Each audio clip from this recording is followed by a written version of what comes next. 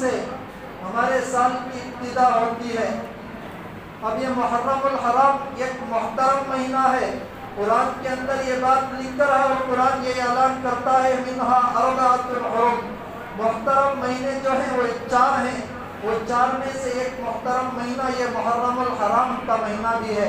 اور اس محرم الحرام کے اندر جو دن خصوصیت سے جسے عاشورہ کے نام سے یاد کیا جاتا ہے وہ 10واں دن ہے جو اگلے جمعہ میں ہمارے لیے آنے والا ہے۔ یہ محرم الحرام کا جو 10واں دن ہے اس دن روزہ رکھنے کی بھی بڑی فضیلت آ کر ہے۔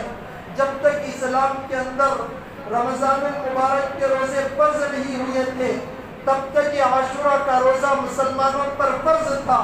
اللہ کے نبی صلی اللہ علیہ وسلم پر جب یہ وحی آئی کہ رمضان المبارک کے روزے فرض کر دیے گئے ہیں تو اس کے بعد یہ عاشورہ کے روزے کی فرضیت منسوخ ہو گئی۔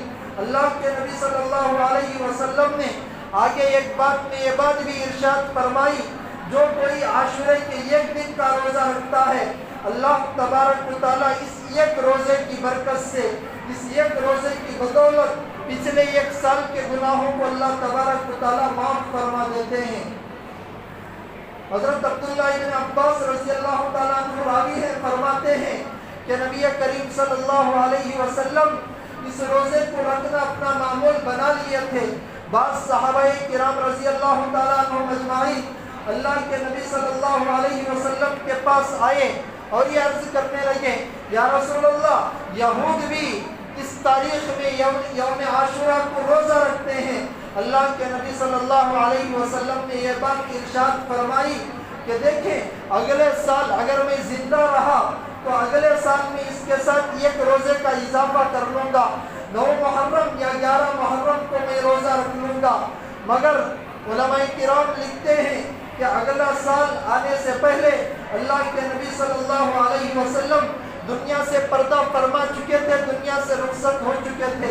بعد میں صحابہ کرام رضی اللہ تعالیٰ عنہ مجمعین نے اس ترتیب پر بھرپور عمل کیا، 9 محرم کو یا 11 محرم کو 10 محرم کے ساتھ ملا کر ایک روزے کا اضافہ کر لیتے تھے۔ دیکھیں یہ جو روزے کا اضافہ ہوتا ہے ایک مستحب عمل ہے۔ اگر کوئی 10 محرم کو روزہ رکھے، 9 محرم کو یا 11 محرم کو روزہ نہ رکھے تب بھی اسے 10 محرم کو روزہ رکھنے کا اللہ کی طرف سے ثواب ضرور بھی ضرور ملے گا۔ کئی لوگ یہ کہہ دیتے کہ اگر 9 محرم یا 11 محرم کو روزہ رکھنے کی فرصت ہو، سہولت ہو تو 10 محرم کو روزہ رکھیں ورنہ روزہ نہ رکھیں، یہ بات بالکل غلط ہے۔ 10 محرم کا روزہ یہ سنت عمل ہے۔ اگر کوئی 9 محرم یا 11 محرم کو کسی جگہ سفر پر جانا ہو اور وہ 9 محرم کو 11 محرم کو روزہ نہیں رکھ سکتا، صرف ایک روزہ 10 محرم کا رکھتا ہے تب بھی اسے ثواب مل جائے گا۔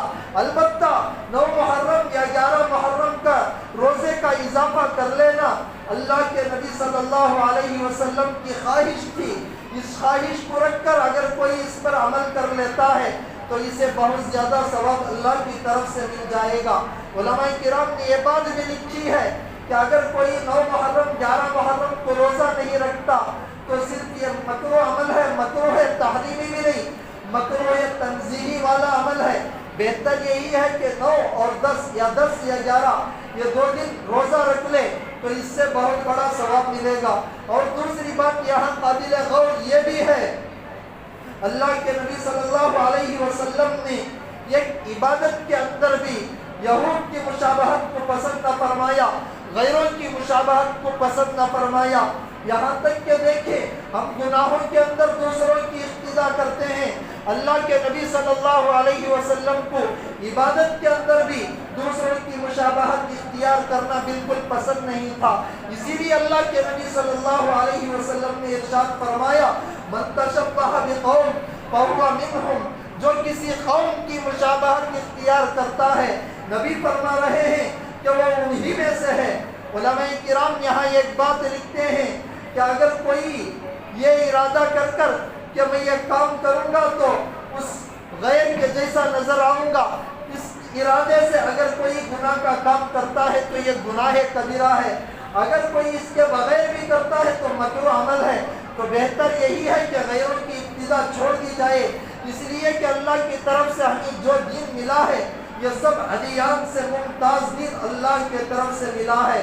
تو قابل غور بات یہی ہے کہ دوسروں کی ابتدا نہ کی جائے، بلکہ ہمارے نبی صلی اللہ علیہ وسلم سے جو باتیں ثابت ہیں ان باتوں پر عمل کر لیا جائے۔ اور دوسری بات، لوگوں کے اندر یہ مشہور ہو گئی ہے کہ یہ محرم کے مہینے میں خاص طور پر کوئی شادی نہیں کرنا چاہیے، اور شادی کے بارے میں جو انگیجمنٹ کی جاتی ہے، جو منگنی کی جاتی ہے، جو نسبت کی جاتی ہے، اس کو بھی کرنا بالکل درست نہیں ہے۔ یہ من گھڑت باتیں ہیں۔ اللہ کے نبی صلی اللہ علیہ وسلم کا جو پہلا نکاح امی خدیجۃ الکبریٰ رضی اللہ تعالیٰ عنہا سے ہوا تھا تو یہی محرم کے اندر ہوا۔ اور دوسری بات یہ بھی لکھ کر ہے کتابوں کے اندر کہ امی حضرت صفیہ رضی اللہ تعالیٰ عنہا سے اللہ کے نبی صلی اللہ علیہ وسلم کا جو نکاح ہوا تو وہ نکاح اسی محرم الحرام کے اندر ہوا تھا۔ اور ایک روایت کے مطابق حضرت علی رضی اللہ تعالیٰ عنہ کا نکاح حضرت فاطمہ زہرا رضی اللہ تعالیٰ عنہ سے ہوا تھا تو اسی محرم کے اندر ہوا تھا۔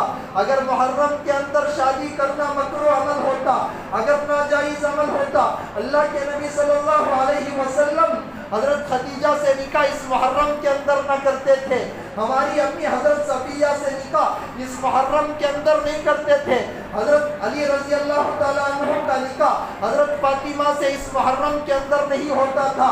کربلا کے میدان میں اسی محرم کی تاریخ میں 1 سے 10 کے اندر میں حضرت علی رضی اللہ تعالیٰ عنہ کے بیٹے حضرت حسین رضی اللہ تعالیٰ عنہ کے بھتیجے، غالباً ان کا نام حضرت قاسم ہے، اسی محرم میں کربلا کے میدان میں ان کا نکاح محرم ہی میں ایک عورت سے ہوا۔ اگر محرم کے اندر شادی کرنا، منگنی کرنا، نسبت کرنا، انگیجمنٹ کرنا برا عمل ہوتا تو صحابہ نہ کرتے تھے، نبی نہ فرماتے تھے۔ آج من گھڑت باتوں پر عمل کرنا ہمارا رواج بن گیا۔ عورتوں سے جو دین کو نقصان پہنچا، عورتوں میں بھی وہ عورتیں جو بزرگ عمر کو، بڑی عمر کو پہنچ گئی، ان سے دین کو جو نقصان پہنچا ہے شاید یہ نقصان کسی اور سے نہیں پہنچا، اپنوں سے دین کو نقصان ہوتا ہے۔ اللہ کے نبی صلی اللہ علیہ وسلم کی حدیث بھی ہے کہ جنازہ جب تیار ہو جائے فوراً پڑھا دو۔ بے نکاحی عورت جب اس کے نکاح کا مناسب شوہر مل جائے فوراً نکاح کر دو۔ اگر محرم سفر میں نکاح کسی کا پیش ہو جائے، نکاح کی نوبت آ جائے، صرف محرم اور سفر کی وجہ سے اس نکاح کو تاخیر کریں، اور اس نکاح کو تاخیر کرنے کی وجہ سے اگر لڑکے کا یا لڑکی کا قدم پھسل گیا اس کا سارا گناہ اسی ماں باپ کو پہنچتا ہے۔ ساتھیوں، من گھڑت باتوں پر عمل ہرگز نہیں کرنا ہے۔ اللہ کے نبی کی حدیث کو دیکھیں، اللہ کے نبی صلی اللہ علیہ وسلم سے جو بات ثابت ہے اسی بات پر عمل کریں۔ اور دوسری بات، کئی لوگ غم مناتے ہیں کہ حسین کی شہادت عاشوراء کے دن ہوئی، 10 محرم کو ہوئی، اسی وجہ سے ہم غم حسین مناتے ہیں۔ یہ بھی بالکل صحیح نہیں ہے۔ یہ عاشوراء کا دن تو اللہ کے نبی صلی اللہ علیہ وسلم کے دور میں بھی چلا، اور غم حسین جو مناتے ہیں عاشوراء کے دن کو رکھ کر کہ کربلا کے میدان میں حضرت حسین رضی اللہ تعالیٰ عنہ شہید ہو گئے، اس کی وجہ سے ہم غم مناتے ہیں۔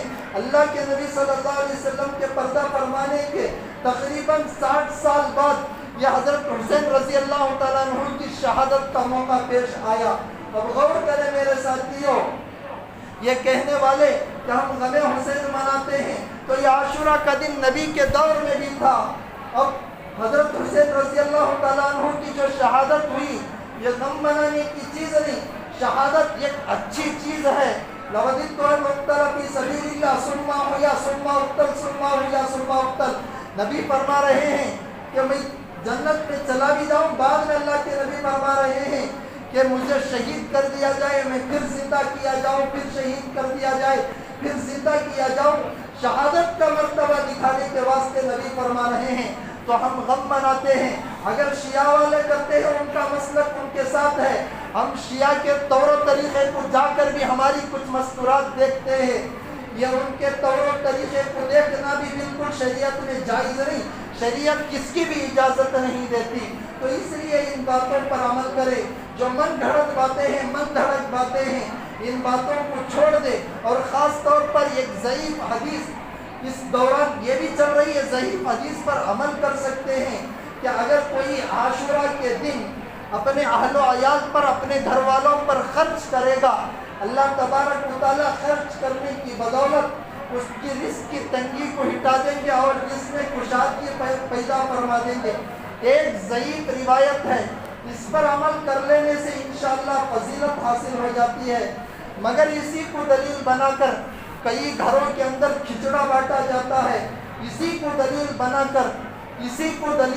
کر خاص طور پر 10 محرم کو ایک بڑی دعوت کی جاتی ہے. اسی کو دلیل بنا کر لال پیلا پانی گھروں کے اندر اتارا جاتا ہے. یہ بالکل غلط ہے. رواج دینا بالکل شریعت اس کی اجازت ہرگز نہیں دیتی. جواہر الفقہ ایک کتاب ہے, اس کے اندر مفتی شفیع رحمۃ اللہ علیہ نے یہ بات لکھی ہے کہ 113 مرتبہ اگر کوئی محرم کے مہینے میں بسم اللہ الرحمن الرحیم لکھتا ہے تو سال بھر کے آفات و مسائل سے اللہ تبارک و تعالیٰ اس کی حفاظت فرماتے ہیں. یہ بات مفتی شفیع صاحب نے ایک تجربے سے لکھی ہے. مگر اس دوران یہ ایک سر چڑھ کر بولنے والا عمل, یعنی اسے فرضیت کا درجہ یا سنت کا درجہ دیا جا رہا ہے. تو حضرت مفتی تقی عثمانی صاحب نے یہ بات لکھی اپنے ابا کے تعلق سے, ابا نے جو لکھی تھی اس کے بارے میں, کہ اسے چھوڑ دینا اس دوران بہتر ہے, اس لیے کہ لوگ اسے بسم اللہ الرحمن الرحیم کے لکھنے کو سنت کا درجہ دے رہے ہیں. اس لیے بہتر ہے یہ ہے کہ اس مہینے کے اندر 113 مرتبہ جو لکھنے کی ہمارے ابا حضور نے جو بات لکھی ہے اسے چھوڑ دیں, بہتر ہے.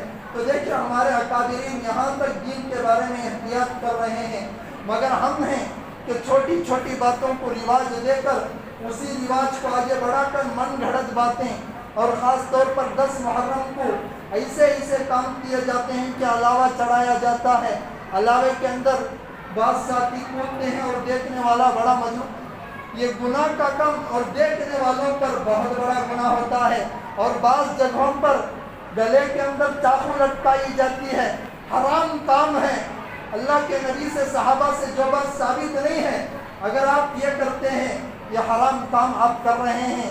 اللہ کے واسطے ان کاموں سے باز آ جائیں, جو بات ثابت ہے اس پر عمل کر لیں. پہلی بات یہ ہے کہ عاشورہ کے روزے کا رکھنے کا معمول بنا لیں. امی حفصہ رضی اللہ عنہا فرماتی ہیں کہ نبی کریم صلی اللہ علیہ وسلم 4 چیزوں کو کبھی نہیں چھوڑتے تھے. ایک یہ کہ ذی الحجہ کے 1 تاریخ سے 9 تاریخ تک کے روزوں کو کبھی نہیں چھوڑتے تھے. دوسرا فجر سے پہلے کی سنتوں کو کبھی نہیں چھوڑتے تھے. اور تیسری بات ہر مہینے کے ایام بیز یعنی 13, 14, 15 کے روزوں کو. اور چوتھی بات کہ عاشورہ کے روزے کو نبی کبھی نہیں چھوڑتے تھے. یہ پہلی بات. اور دوسری بات گھر والوں پر دسترخوان کو تنگ نہ کریں, تھوڑا فراخی کر لیں, اس کی اجازت ہے. مگر جو کھچڑا بنانے کی اور بڑے بڑے دعوت کرنے کی عاشورہ کے نام سے یہ رواج ہو گیا, اسے ختم کر دیں. اللہ عمل کی توفیق عطا فرمائیں. آمین. وآخر دعوانا الحمدللہ رب العالمین. 5 منٹ سنتوں کے لیے وقفہ دیا جائے گا. 5 منٹ سنتوں